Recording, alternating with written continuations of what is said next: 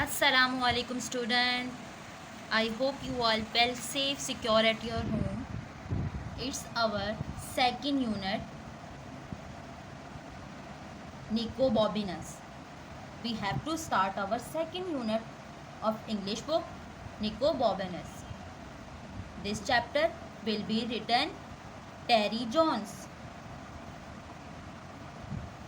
The author of this chapter is Terry Jones. Okay? Okay student, and now open page number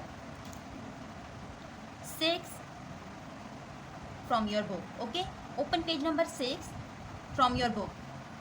Now take out your books from your bag and open page number 6, unit number 2, Nicobobinus. Okay student, now open page number 6, unit number 2, Nicobobinus. This is the name of a boy, Nicobobinus. Okay, I will start reading. You also read with me. I will underline a difficult words and you have to write these all words in a rough copy and find its Urdu meaning. Okay student? This is the story of the most extraordinary child who ever stuck his tongue out at the Prime Minister.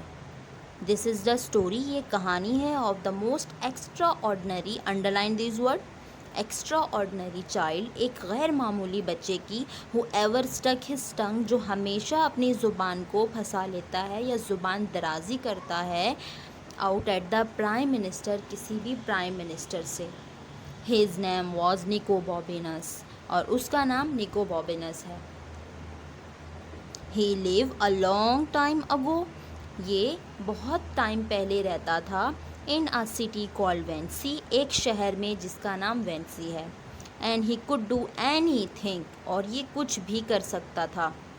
Now move on second paragraph.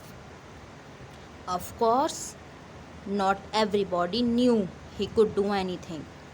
Of course यकीनन, not everybody new, हर कोई नहीं जानता था, he could do any thing.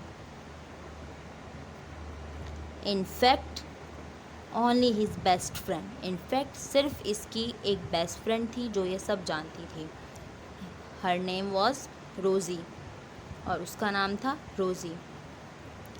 Knew and nobody took any notice of anything Rosie.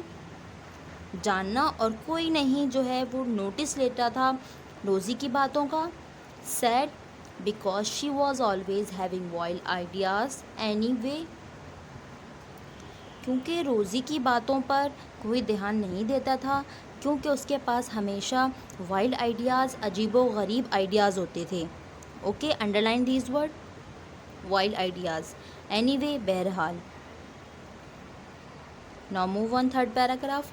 One day, एक दिन, for example, मिसाल के तौर पर, रोज़ी सैड टू निकोबॉबिनस, रोज़ी ने निकोबॉबिनस से कहा, Let's pull up every single weed on your doorstep. Let's pull up every single weeds. Underline this word. Weed mean घास. On your doorstep, तुम्हारे दरवाजे से. यानी इसने कहा कि आओ तुम्हारे दरवाजे से लेकर जितनी भी घास है उसको वहाँ से उखाड़ दें. Weed mean घास. Let's not, नहीं, said Nicobobinus, बॉबिनस ने कहा. Which is what Rosie thought he would say. ऐसा नहीं कर सकते, निकोबॉबिनस ने कहा. और जो अंडर रूट में जो सेंटेंस हमें बोला गया, डैट मीन्स द रोज़ी ऐसा ही सोच रही थी कि निकोबॉबिनस इसे फ़ौरन से नेगेटिव में रिप्लाई दे देगा.